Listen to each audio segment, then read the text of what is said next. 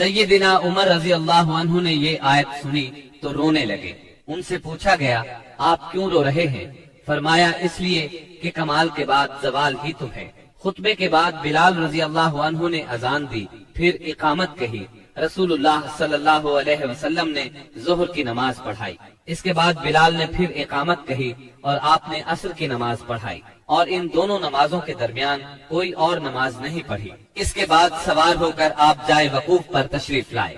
اپنی اونٹنی قصوا کا شکم پہاڑوں کی طرف کیا اور جبل مشات یعنی پیدل چلنے والوں کی راہ میں واقع ریت کے تودے کو سامنے کیا اور قبلہ رخ مسلسل اسی حالت میں وقوف فرمایا، یہاں تک کہ سورج غروب ہونے لگا۔ تھوڑی زردی ختم ہوئی، پھر سورج کی ٹکیا غائب ہو گئی۔ اس کے بعد آپ نے سیدنا اسامہ رضی اللہ عنہ کو اپنے پیچھے بٹھایا اور وہاں سے روانہ ہو کر مزدلفہ تشریف لائے۔ مزدلفہ میں مغرب اور عشاء کی نمازیں ایک اذان اور 2 اقامت سے پڑھی، درمیان میں کوئی نفل نماز نہیں پڑھی۔ اس کے بعد آپ لیٹ گئے اور طلوع فجر تک لیٹے رہے۔ اس کے بعد آپ نے حج کے باقی امور سر انجام دیے، حتیٰ کہ 13 ذی الحج کو سوار ہو کر خانہ کعبہ تشریف لے گئے، الوداعی طواف کیا اور فجر کی نماز پڑھی۔ پھر مکہ مکرمہ سے نکل کر مدینہ منورہ کی طرف کوچ فرمایا۔ جب مدینہ طیبہ کے قریب پہنچے اور اس کے آثار دکھائی دینے لگے تو 3 بار فرمایا اللہ اکبر، پھر فرمایا اللہ کے سوا کوئی معبود نہیں، وہ تنہا ہے، اس کا کوئی شریک نہیں، اسی کے لیے بادشاہت ہے اور اسی کے لیے تعریف، اور وہ ہر چیز پر قادر ہے۔ ہم پلٹنے والے، توبہ کرنے والے، عبادت گزار، سجدہ کرنے والے، اپنے رب کی تعریف کرنے والے ہیں۔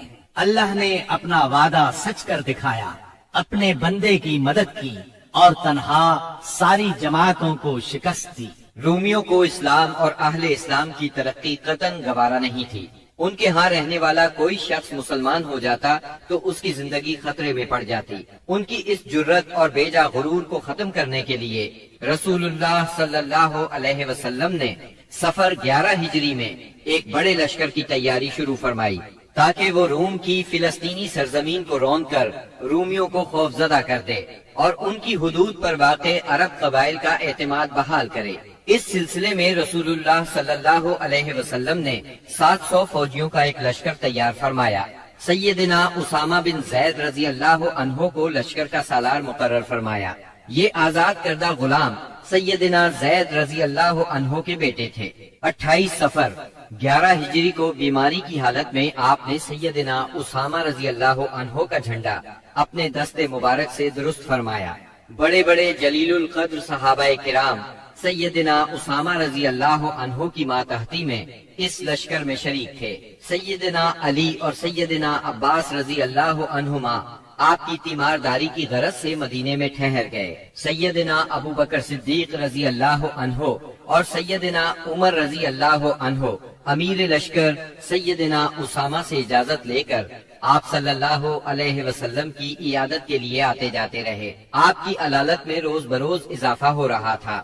یہ لشکر مدینہ منورہ سے روانہ ہوا، مدینے سے 3 میل دور مقام جرف میں خیمہ زن ہوا۔ اس وقت رسول اللہ صلی اللہ علیہ وسلم کی بیماری کی تشویشناک خبریں موصول ہو رہی تھیں، چنانچہ اسامہ رضی اللہ عنہ اپنے لشکر کے ساتھ وہیں رکے رہے، بلکہ اللہ کے فیصلے کے انتظار میں ٹھہرنے پر مجبور ہو گئے۔ اور اللہ کا فیصلہ یہ تھا کہ یہ لشکر ابو بکر صدیق رضی اللہ عنہ کے عہد خلافت میں روانہ ہو۔ یہ عہد صدیقی کی پہلی فوجی مہم قرار پائی۔ جب رسول اللہ صلی اللہ علیہ وسلم نے رسالت کی تبلیغ اور امت کی خیر خواہی کا کام مکمل کر لیا تو آپ کے اقوال و افعال میں دنیا سے رحلت کے آثار نمایاں ہونا شروع ہو گئے۔ آپ نے 10ویں سال رمضان میں 20 دن کا اعتکاف فرمایا اور سیدنا جبریل علیہ السلام نے آپ کو 2 مرتبہ قرآن کا دور کرایا۔ آپ نے اپنی صاحبزادی فاطمہ رضی اللہ عنہا سے فرمایا، میں سمجھتا ہوں میرا آخری وقت آ چکا ہے۔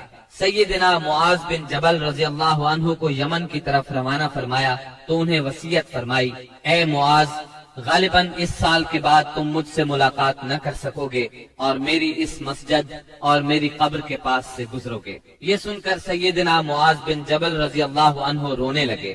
آپ نے حجۃ الوداع میں کئی بار کہا غالباً میں تم لوگوں سے اپنے اس سال کے بعد نہ مل سکوں گا، غالباً اس سال کے بعد حج نہ کر سکوں گا۔ اسی طرح الیوم اکملت لکم دینکم اور اذا جاء نصر اللہ کا نزول اسی بات کا پیغام تھا کہ آپ دنیا میں اپنی مہم سے فارغ ہو چکے ہیں، اور اسی وجہ سے اس حج کا نام حجۃ الوداع رکھا گیا، کیونکہ آپ نے اپنے رب سبحانہ و تعالی کی طرف منتقل ہونے کے لیے لوگوں کو الوداع کہا۔ اوائل سفر 11 ہجری میں آپ احد تشریف لے گئے اور شہداء کے لیے اس طرح دعا کی گویا زندوں اور مردوں سے رخصت ہو رہے ہیں، پھر واپس آ کر ممبر پر تشریف فرما ہوئے اور فرمایا میں تمہارا پیش رو ہوں اور تم پر گواہ ہوں، اللہ کی قسم اس وقت اپنا حوض دیکھ رہا ہوں، مجھے زمین یا زمین کے خزانوں کی کنجیاں دی گئیں، اللہ کی قسم مجھے تم پر یہ خوف نہیں کہ تم میرے بعد شرک کرو گے، بلکہ اس کا اندیشہ ہے کہ دنیا میں ایک دوسرے سے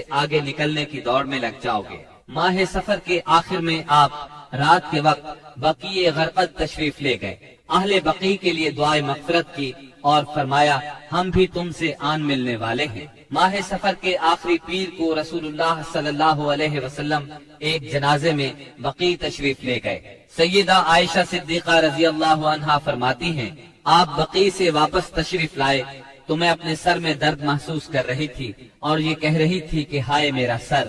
یہ سن کر آپ نے فرمایا بلکہ میں واللہ اے عائشہ ہائے میرا سر۔ یہ آپ صلی اللہ علیہ وسلم کی بیماری کی ابتدا تھی، اس کے باوجود آپ باری باری سب بیویوں کے پاس دن گزارتے رہے، یہاں تک کہ مرض میں شدت آ گئی۔ اس وقت آپ سیدہ میمونہ رضی اللہ عنہا کے گھر میں تھے اور پوچھ رہے تھے کل میں کہاں رہوں گا، میں کل کہاں رہوں گا۔ مطلب یہ تھا کہ مجھے سیدہ عائشہ رضی اللہ عنہا کے ہاں رہنے دیا جائے۔ چنانچہ ازواج مطہرات نے اجازت دے دی کہ آپ جہاں چاہیں رہیں۔ آپ سیدنا فضل بن عباس اور سیدنا علی رضی اللہ عنہما کے سہارے پاؤں زمین پر گھسیٹتے ہوئے نکلے اور سیدہ عائشہ صدیقہ رضی اللہ عنہا کے گھر منتقل ہو گئے۔